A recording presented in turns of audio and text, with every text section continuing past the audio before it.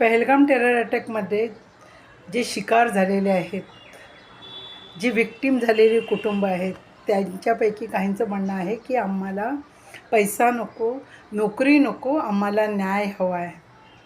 व न्यायाचं तर सोडाच हो, पण तुम्हाला पैसा का नको, तुम्हाला नोकरी का नको?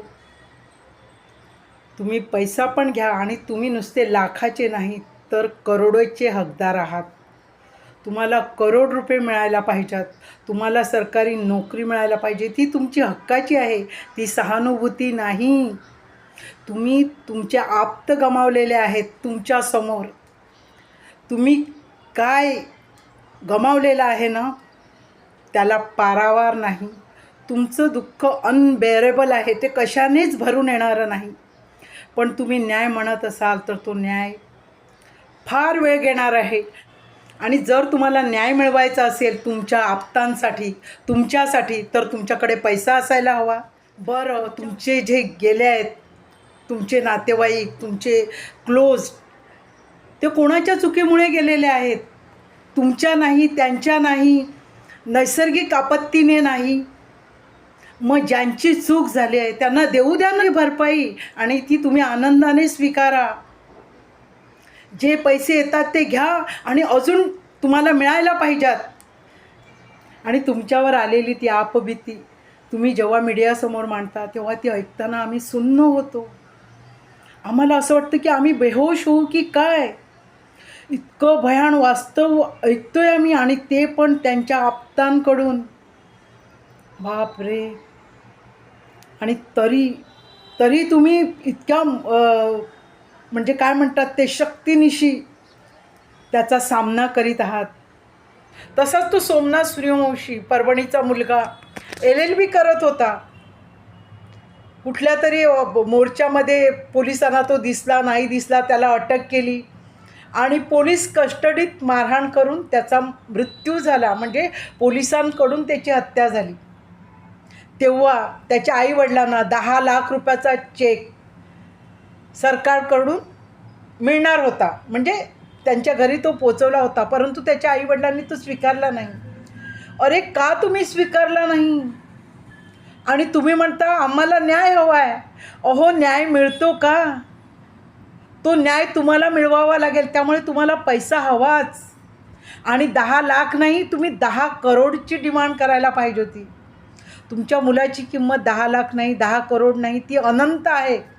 परंतु तो मुलगा तुमच्या चुकीमुळे गेलेला नाही आहे ना, त्याच्या चुकीमुळे गेलेला आहे. आणि तो गेला आहे तो प्रशासनाच्या चुकीमुळे, सरकारच्या चुकीमुळे. मग त्यांच्याकडून तुम्हाला भरपाई मिळायलाच हवी आणि ती तुम्ही घ्यायलाच हवी. तुम्ही नाकारता कशी? तिथे तुम्ही तुमचा अभिमान, स्वाभिमान कुठे आणता? आपलं माणूस गेले. आणि सरकारला आम्हा सामान्यांचे काही प्रश्न आहेत, त्याची उत्तरं मिळायलाच हवी. कारण आज ते शिकार झालेले आहेत, उद्या आम्ही होऊ शकतो. तर पहिलं म्हणजे पहलगाममध्ये टेररिस्ट पोहोचलेच कसे? दुसरं म्हणजे तिथे सिक्युरिटी का नव्हती? तिसरं म्हणजे मिलिटरी, आर्मी, सैनिकांची संख्या का कमी झालेली आहे, का कमी केलेली आहे? असे अनेक प्रश्न आम्हाला भंडावून सोडतात. आणि जर तुम्ही मुळात जाऊन ते प्रश्न सोडवले नाहीत तर ती तहकीकात पूर्ण होणार नाही, न्याय मिळणार नाही आणि सतत आम्हाला भीतीच्या वातावरणाखालीच फिरावं लागेल. असंही म्हणतात की स्थानिकांच्या मदतीशिवाय ते टेररिस्ट तिथे घुसू शकत नाहीत. पण त्या स्थानिकांनी आपल्या विक्टिम्सना मदत केली, आपल्या टुरिस्टना मदत केली. ते ह्या विरोधात मोर्चे काढत आहेत, निषेध नोंदवत आहेत. मग आपण कसं समजायचं? म्हणजे काही स्थानिक हे टेररिस्ट आहेत, त्यापैकी जे मदत करतात ह्या आतंकवाद्यांना. तर त्यांना पहिलं शोधून काढलं पाहिजे. ते कदाचित आपल्याला सहानुभूतीही दाखवत असतील.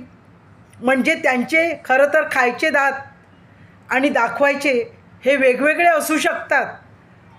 तोही शोध घेतला पाहिजे. आणि हे सगळे अंधभक्त आणि नफरती चिंटू राजकारणातले हे काही ना काही बडबडत असतात की त्यांच्या दुकानातील वस्तू घ्यायच्या नाहीत, नंतर ते काय हलाल झटका वगैरे वगैरे असले, नंतर ते जिहाद जिहाद जिहाद करून डोकी फिरवलेली आहेत सगळ्यांची. पण ह्यांना माहीत नाही की ह्या सगळ्या ह्यांच्या ज्या कुरापती आहेत ना त्याची नोंद त्या आतंकवाद्यांच्या रजिस्टरमध्ये होते आणि ते मग त्याचा बदला अशा प्रकारे घेतात. म्हणजे ज्या लोकांचा ह्या नफरती लोकांशी काही संबंध नाही, ज्यांना नफरत माहीत नाही, ज्यांना कुरापती माहीत नाहीत, ती लोकं ह्याला बळी पडतात. ती ह्या लोकांचे भक्ष्य होतात, त्यांची कुटुंब उद्ध्वस्त होतात. पण ह्या नफरती लोकांना काही त्रास होत नाही. आणि स्वतःला सनातनी समजणारे, उजव्या विचारसरणीचे अंध धर्मभक्त, तुमच्याकडे सिक्युरिटी नाही. आज त्यांच्यावर पाळी आलेली आहे, उद्या तुमच्यावर येणार आहे. आणि जे हे नफरत पसरवतात ना ते सिक्युरिटीमध्ये फिरतात. ते एकटे फिरू शकत नाहीत, कारण ते स्वतः भित्रे असतात. त्यांना स्वतःच्या जीवाची भीती असते. हे लक्षात ठेवा. हे तोंडाचे वाफा उडवणारे, धर्माबद्दल तेढ निर्माण करणारे, मत्सर निर्माण करणारे, ह्यांच्या सभांना जाऊ नका, ह्यांना प्रोत्साहन देऊ नका, ह्यांना सपोर्ट करू नका. आता गेले का पेहलगाममध्ये हिंदू धर्माच्या रक्षणासाठी? आता तर ते कुठे लपले आहेत तेच माहीत नाही. आणि त्यांना तुम्ही सपोर्ट करता आणि तुम्ही आपल्या निरपराध लोकांचे जीव गमावता. हे बघा, हे जे दहशतवादी आहेत ना ते अशा तोंडाच्या वाफा नाही उडवत. ती एक म्हण आहे ना, एक प्रोवर्ब आहे, त्यांचं म्हणणं action is louder than words.